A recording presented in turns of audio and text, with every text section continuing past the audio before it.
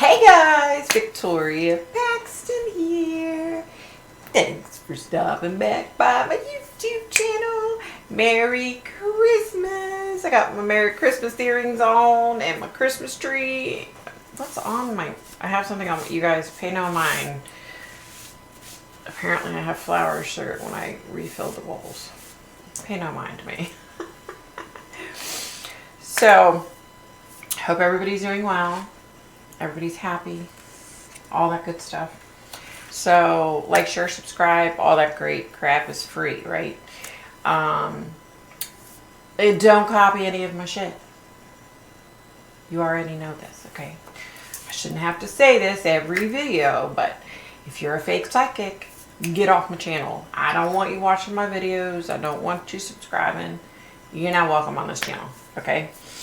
All right, guys. So we're talking about these two cases together for a reason. Because I believe that they're connected. Okay. So Christopher Dansby and Shane Walker. Okay.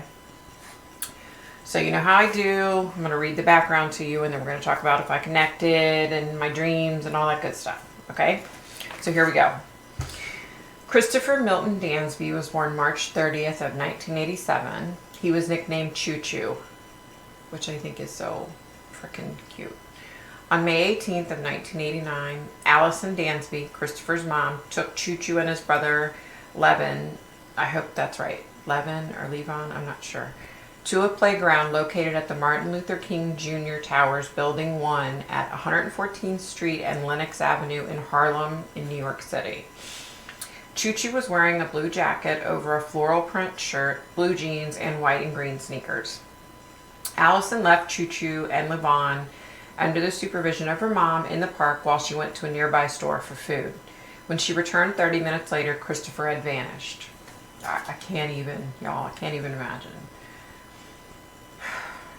I had an, we'll talk about it later.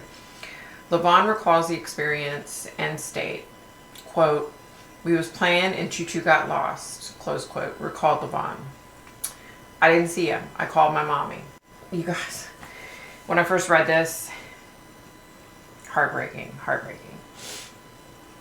There's speculation, particularly amongst Harlem residents, that Christopher Dansby's disappearance is connected to the disappearance of both Shane Walker and Andre Bryant, two other African-American toddlers who also went missing in 1989.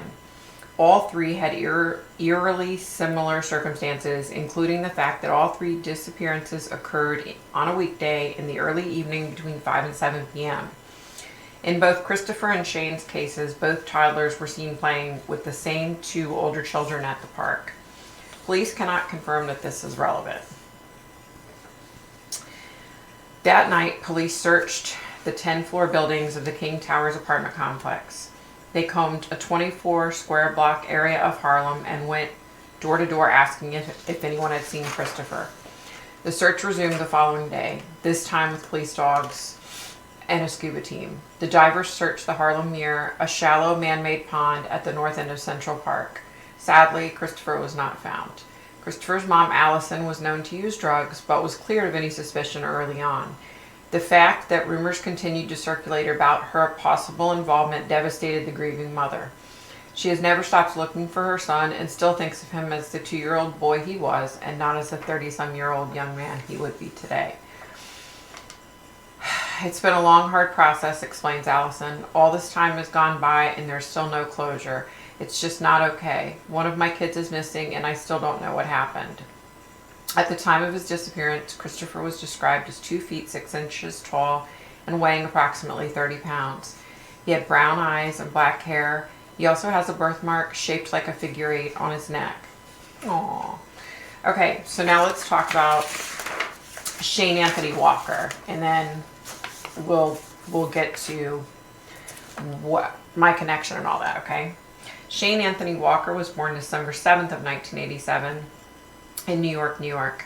He was 18 months old when he disappeared. Shane was a happy and quiet baby, but he laughed when his mom, Rosa Glover, tickled him. He loved teddy bears and monkeys. On a trip to Disneyland before his disappearance, Rosa recalls how much he loved the rides, but was afraid of Mickey Mouse. She had to carry him all over that theme park. It was a very warm evening on August 10th of 1989, and Rosa took her son Shane to a playground at the Martin Luther King Jr. Towers in Harlem.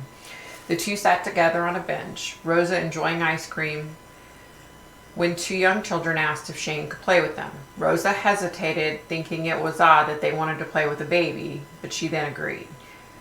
You guys, listen to your gut. Listen to your gut. Seriously. I mean, I'm not blaming this mom by any means. She didn't do anything wrong. But listen to your gut, people.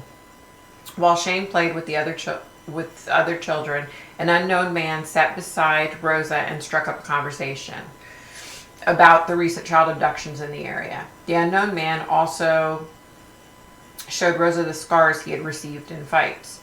Rosa then realized she couldn't see Shane anymore, and soon noticed that Shane was no longer at the park. She frantically searched the playground as well as nearby parks extensively before calling the police to report Shane as missing at 6:30 p.m. Police spoke with both children that were seen playing with Shane. The children said they left Shane at the other park and didn't know where he was. They also spoke to the man that was talking to Rosa, and he was unable to provide any information. There's no evidence to implicate this man in the disappearance. Police conducted a massive search across the parks, the apartment towers, and the surrounding neighborhoods, but to no avail. There were no clues or evidence that would lead to Shane. Rosa Glover and Shane's father still live in the same neighborhood and believe that Shane is alive. They left their old apartment and steer clear of the park where he was last seen. Shane Walker stood 3 foot tall and weighed 23 pounds when he disappeared. Shane had black hair, which was braided at the time. Okay, so let's talk a little bit first. In so many cases, the parents have that little voice in their head that says, something's not sitting right with me. Like with Rosa, when the two older children wanted to play with their son, and she was like, something doesn't feel right. You guys, and listen, these children that have disappeared from these parents, it's not their fault. It's not the parents' fault, okay? But listen to your gut, In Christopher Dansby's situation, I don't feel that the mom was involved in any way, shape, or form. People in the neighborhood were saying, oh, she uses drugs, she was involved. Okay, listen. Good people make bad choices sometimes, okay? My son's a recovering alcoholic and addict for 10 years, and he's a great guy, but he made bad choices years ago. You know what I mean? He's since gotten clean and sober and turned his life around, just like I'm sure Christopher Dansby's mom has. It's sad. It's so sad that here she is just, struggling with the fact that her little boy's gone and everybody's blaming her because she's a drug addict. I don't think so, guys. Come on. So, but please listen to that inner voice that you hear, especially with moms. All of us moms have that, okay? Put aside the psychic for a minute, okay? The psychic abilities. Every mom has that. We all have that little voice. And especially as women, we have that, you know what I mean? So, yeah, please, please, please listen to that little voice. If something feels off, if something looks off, you best believe it probably is. You know what I mean? Okay, so let me start by saying that I definitely believe that these two little boys, Christopher Dansby and Shane Walker, were abducted by the same people. I wholeheartedly believe that. There was another little boy, what was his name? I'm not sure. Andre Bryant. I wasn't getting that he was connected to this.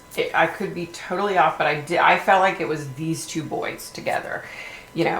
Separate times, obviously, but I feel like it was the same people. With Andre Bryant, I didn't feel like he was a part of it. I wasn't able to connect with either one of these little boys. You know how it is. For me, it's hard for me to connect with children. I don't know why, you guys. I don't know. I wish I could change that. And maybe at some point I'll look into figuring out if I can change that. But I definitely, okay. So I felt like it was, with these kids, these two boys' abductions, I felt like it was a man involved. He's like the head guy. And then I felt like there was another man and woman involved, and they're somehow, the man and woman are somehow connected. Okay.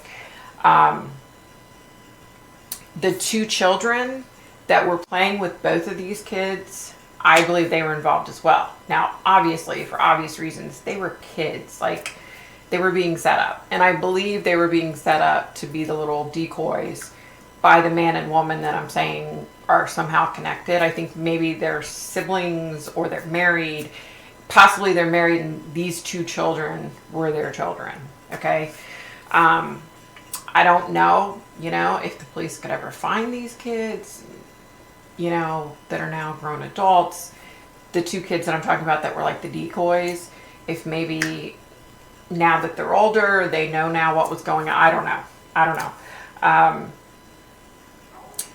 Here's the other thing. I definitely feel like Shane Walker is still alive.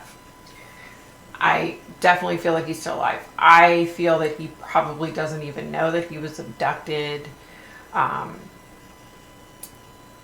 definitely feel like he's still alive. I could be totally wrong, and if I am, I'll let you know.